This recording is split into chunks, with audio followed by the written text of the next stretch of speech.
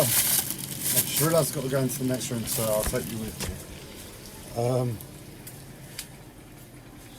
Yeah, I'm not quite as cheery as I'm coming across, but no, it's like, I don't know what happens between my mental health and my physical health. I have my suspicions, and I won't go into them now. But it's like, I mean, imagine when you're stressed, when you're like tense and your eyes are, you know, you show the whites of your eyes. So you've got to be pretty pissed off, or something's got to pretty much woken you up or enlivened you to ever show the whites of your eyes. It's rage, you know, it's insanity. That's why I do it so often.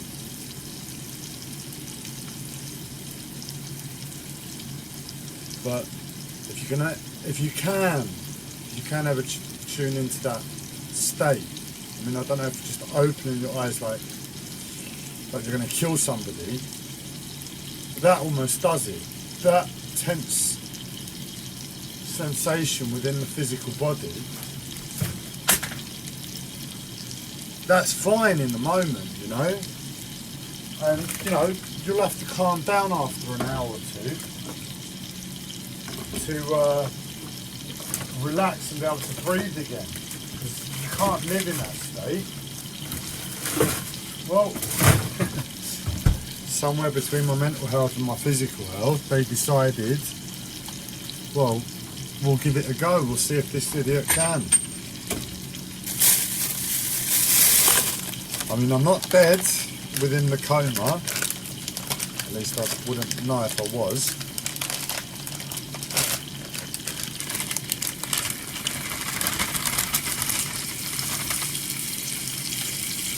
They gave it a go, and they keep giving it a go, and it just feels like it's been about 4 or 5 days of literally just non-stop that energy. And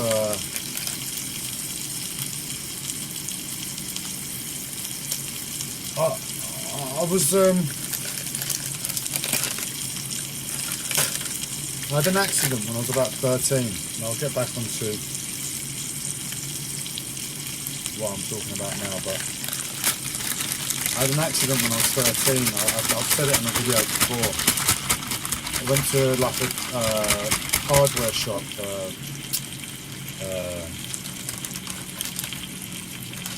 builder's merchants with my grandparents, my mum's parents, and I must have been about 13, 12, I don't know, something like that.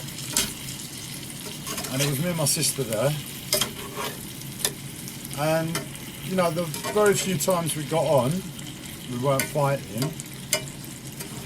This was one of them, and I was trying to show off to her,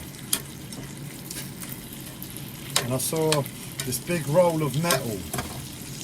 I was 13, and I didn't know this metal was lead, and even if I did, I wouldn't have known what that meant.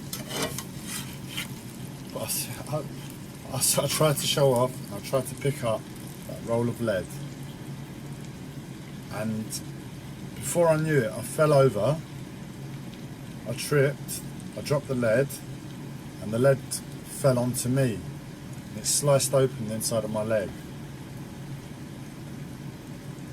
And I'm pretty sure, because I was a kid, I just accepted it. I mean, it was real tough going that night. I remember. I won't tell you what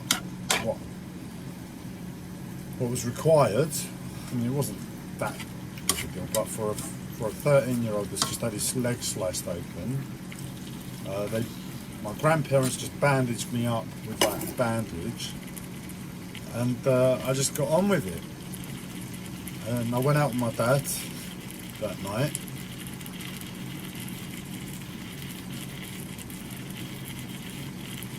What I'm getting at is, because I was a kid,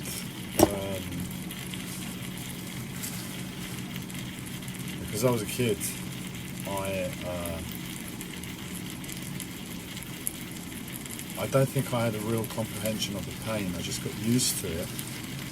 And because I was in the moment as a kid, I just got on with life. And if I recap my life, I think I was in pain ever since. But I lived with it. I've no complaints. I mean, I know what was tough for me, but I'm not moaning about that like I'm moaning about everything else. Ultimately, I didn't know, and ultimately, I fought up until 34, a year and a half ago, something like that, before I gave up and said, stop this, I'm just going to chill out for a bit. But what I'm getting at is, I carried on in pain. And that's how I functioned ever since. And when I'm in pain, I mean I'm in real pain. It's like, no, what I'm getting at is, sorry,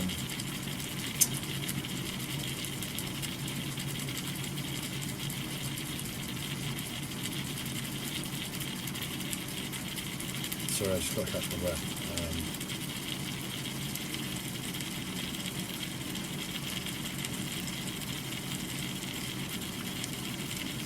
I was in pain ever since that moment. It was a bad cut, and I think it's where a lot of the nerve endings finish in the leg. It was in the inside groin. Burning loins, I think, is the expression for that area of the body. It's not for me in that way, a different way. And I learnt to cope like that. I learnt to work like that, and that was my mentality, just to work really hard at life. I tried to save the planet for like 20 of those years, and 20, about 13, 14. But what I'm getting at is, I don't think my body ever corrected itself, because I just got on with school, and then I got on with college, and then I went straight to work, and I pretty much non-stop. Well, that's not quite true, but pretty much non-stop up and, no, again, not quite true, but I've had breaks, but for whatever reason, I managed to learn to live with this pain in a certain way. I danced around it, and I didn't even know. When I used to, with those of you that know me, this might ring true, but when I used to be active, the way my body would tense as a result of the pain wouldn't be the same as if you were relaxed and then you're exerting yourself thereafter. If you're in pain first, your body's like contorted to a specific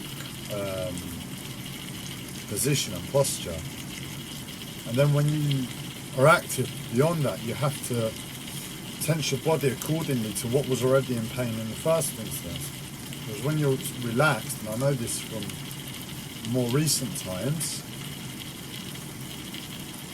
and then you go about exerting yourself, it's a far more present experience. And that's what I would describe it. It's like I was a headless chicken. I didn't know what was going on with my body. Because I was in pain, I couldn't really feel it. It was like I'd learnt to live life and just dance around the pain in the background. But what I'm getting at is where I would have to tense in that peculiar way to appease the pain already in my body.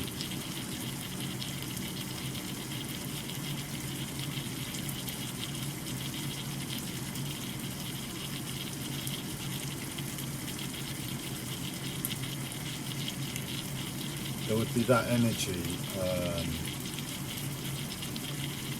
to life. Now, I lived quite a clean life, so it wasn't a problem. What it is, what I'm noticing now, when that aspect of my mental health puts that tension on me, it's like whatever I've learned to overcome and heal that original pain. I don't think I'm there 100%, but I know I've been in a place where my body's been relaxed and my body's been at ease since for a fair amount of time, and I've been proactive in bringing that about in terms of my decisions to what I'm going to be actively doing in life, whether I'm going to be relaxing, whether I'm going to be doing Qigong, whether I'm going to be doing other exercise, whether I'm just going to be working non-stop, whether I'm going to be fighting my mental health every day and barely being able to cook dinner. That's the sort of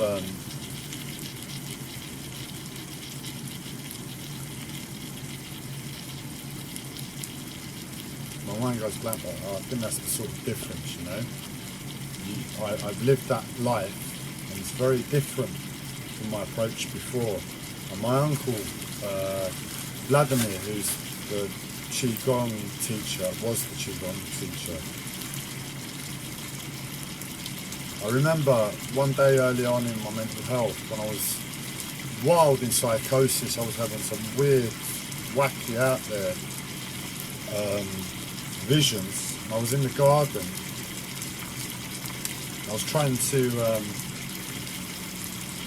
pull out a tree stump from the ground, and I was trying to go about it the way I'd always gone about it. And I remember that day, it was my uncle, for whatever reason, the teachings of Qigong are indirect, and I believe there's a reason for that. I worked through the my astrocartography is that I work through the subconscious best here in London. And that's who I am, that's who I've become. So my uncle, I believe, he tried to communicate that message of how to go about the body, how to address your physical problems in an indirect way for me. I remember that day in the garden, it was an indirect thing he said to me, but I got it. It's like I used to press against my base chakra, and to manage with the pain, and I got it that day he communicated to me, don't do that. And that was must have been when I was about 24, so over 10 years ago now. And pretty much since that day, not always, but pretty much since that day, I've learned to gradually stop doing that. And it's like my mental health and my physical health over the past couple of weeks, that energy reminds me of that past time, and I'm like, but I've just spent the last 10 years teaching myself not to do that. Well, what's going on with this?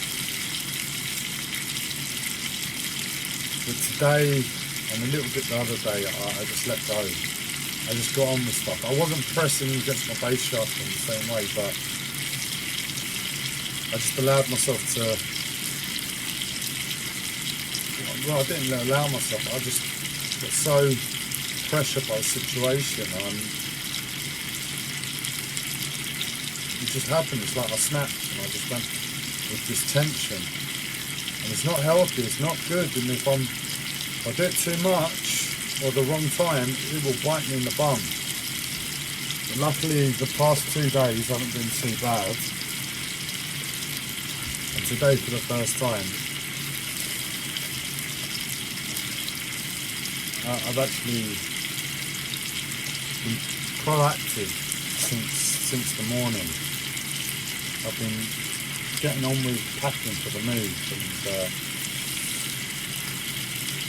sending a few emails and things that normal people do. And I just haven't been able.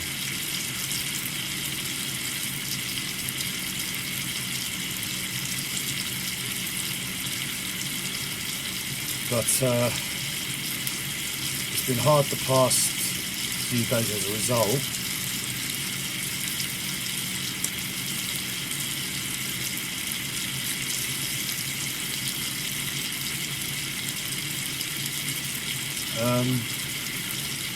And it's just like now, just before this live stream, it was like I felt a little bit of a rest in my body for the first time in that period. And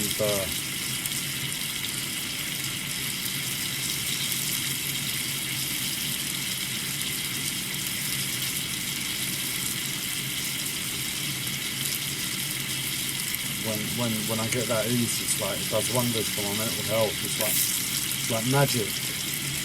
I tell them it's my physical health, and for myself that proves it to me again. I mean, I've got to be honest with myself, and I've got to constantly reflect on life, so I know where I am within my mental health, so I can get lost with all the crap that goes on in my head. And I just have to keep asking myself the question. It's tedious, but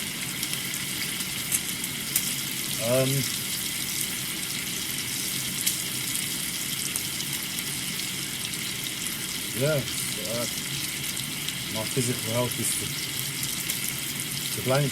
Oh, my mental health is bad. Oh, it's the worst it's ever been. But I know if my physical health is in check,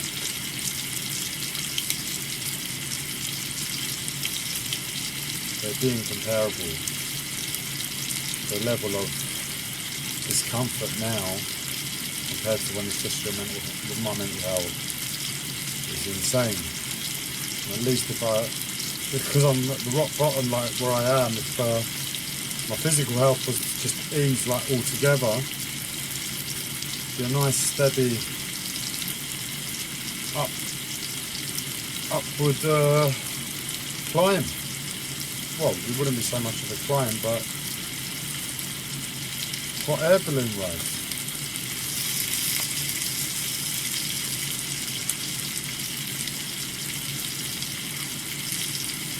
And I think with all the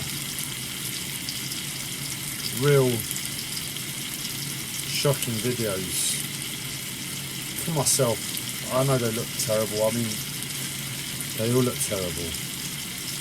But the ones that have been particularly bad for myself over the past few days, and for whatever reason, it's an opportunity to have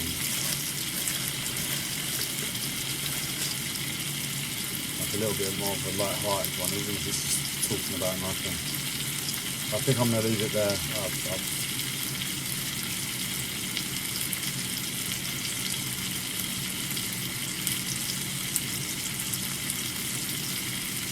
exhausted my energy. Have a nice week.